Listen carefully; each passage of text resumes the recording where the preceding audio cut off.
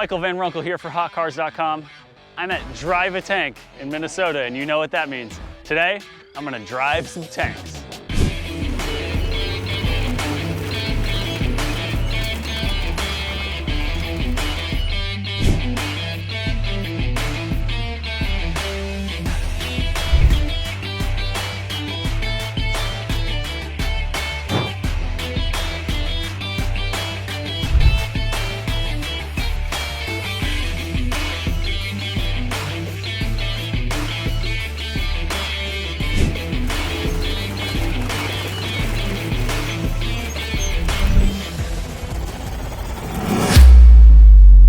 Specifically, we're gonna drive a bunch of tanks. I don't know anything about tanks, but here at Drive a Tank, they've got Shermans, Abbotts, Centurions, T55s, and FV432s. They've all got sort of different ways that they work. You have these levers, you have pedals, you have clutches, you have shifters, you have emergency brakes. It's completely insane, but they let us drive them around in the sort of technical wooded area that is a little bit tight for some of these big tanks because some of them weigh as much as 108,000 pounds. I heard talk of a 38-liter V12 engine. We're even gonna get to crush a car while driving a tank and then maybe shoot some machine guns. I don't even know what I'm in for here at Drive a Tank, so let's climb aboard and have some fun and live out a lifelong dream of actually driving a tank. Well, I'm driving a tank. More to the right, always more to the right. It shifted gears there, and all of a sudden we're moving a lot faster. Yeah. Yeah, it's like...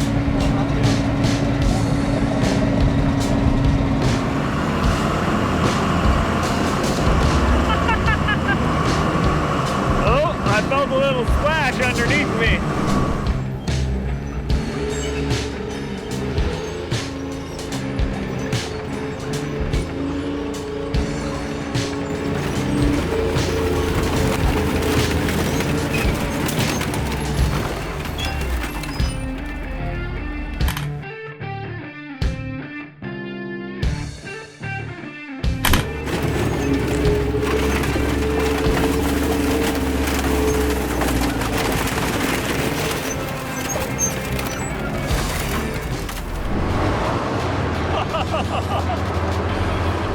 And we're off.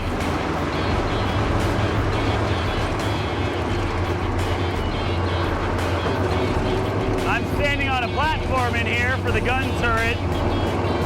It's completely unsteady. I can't imagine having to actually swing around and use this machine gun here.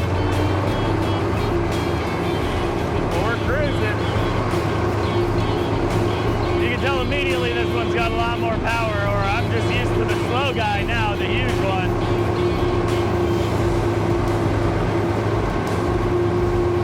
We got a lot of trailers for hauling around tanks, and a lot of spare parts.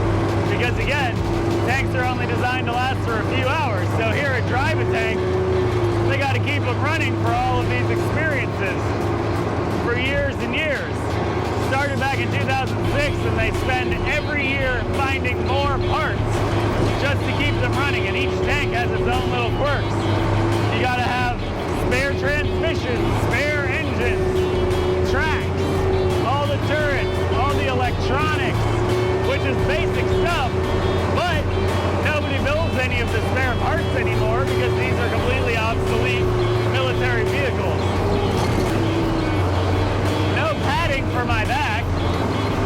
I guess it's not supposed to be comfortable, huh?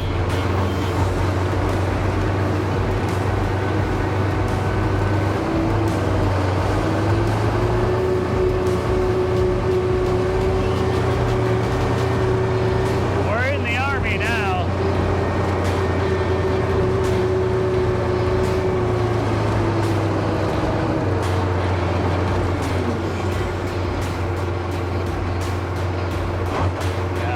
Makes a racket, it's a lot louder. That's the end of a long day here at Drive a Tank in Minnesota.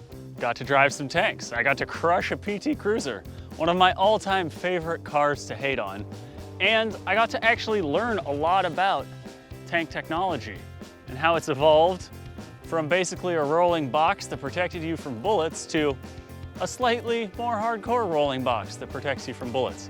They've got all different kinds of tanks, from the UK, from America, from Russia, and you get to see the different engineering and design processes that went into allowing them to survive for those 42 crucial minutes that on average a tank needs to last in battle. You've got diesel two-stroke V12s, you've got tanks running multiple engines, you've got all different kinds of steering systems that use brakes, that use downshifting one side's planetary gear ratio to make one track run slower. And you've got really loud engines. We didn't even get to shoot the massive guns on top of tanks, but we did get to shoot some machine guns. I got to shoot an AK-47 for the first time in my life.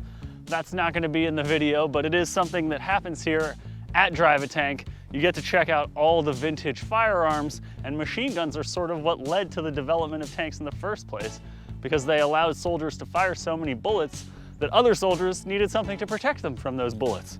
So it all sort of ties together, and it's a really fun, enjoyable day here at Drive a Tank, but it's also educational, and you get to check off one of those definite bucket list items and actually drive more than one tank if you choose the right box on their website.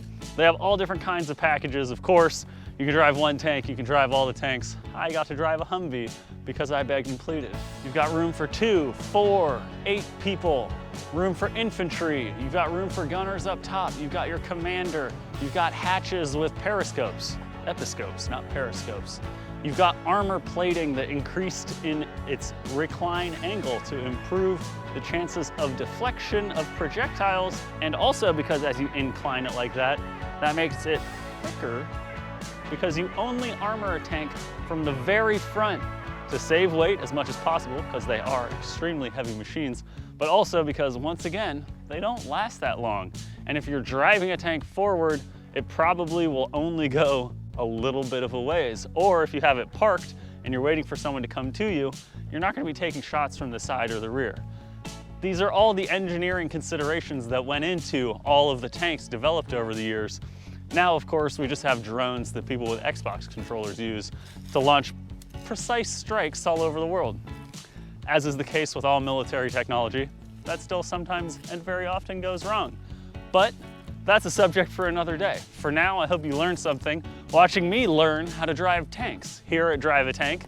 And as always, before you sign off, please like this video and subscribe to our channel. It really helps us out. Thanks.